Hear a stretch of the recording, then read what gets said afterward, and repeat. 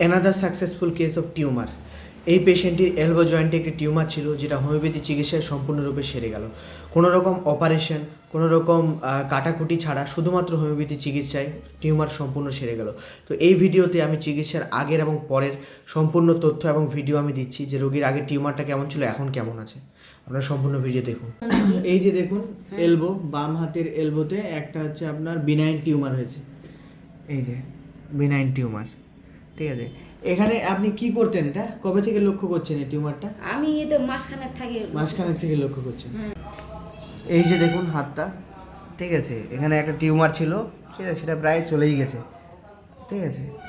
ওনাকে ওষুধ দেওয়া হয়েছিল, ঠিক আছে, থুজা 0/2 0/4, ঠিক আছে। ওনার কেস টেকিং করে বাঁ দিকের হাতে ওটা আছে। চিলি পেশেন্ট, মিষ্টি পছন্দ করে এবং ঘুমের একটু সমস্যা, শরীরে ব্যথা, যন্ত্রণা, কামড়ানো, এইসব দিয়ে ওনাকে দেওয়া হয়েছিল হচ্ছে ওনার থুজা 0/2 0/4। একবার এই ওষুধ খেলো, লাস্ট এই ওষুধ খাওয়ার পরে ওনার মোটামুটি আজকে 1 মাস হয়ে যাচ্ছে। 1 মাসের মধ্যেই এটা পুরোপুরি চলে যাচ্ছে, ঠিক আছে। এই টিউমারটাই লাস্ট যে ওষুধটা দিয়েছি ওটাতে বেশি কমেছে না, শেষের ওষুধটা, ঠিক আছে। এর আগে এনার আমি একটা ভিডিও দিয়েছিলাম। তো এই যে হোমিওপ্যাথিতে যে টিউমারগুলো সারে, ঠিক আছে। এবং আপনি তো ভয় পেয়ে গেছিলেন যে আবার কোনো খারাপ কিছু হয়ে গেল নাকি, ঠিক আছে, যে কোনো কিছু ক্ষতি হবে নাকি, আবার একটা ভয়ের মধ্যে ছিল। এখন ভয় আছে আর?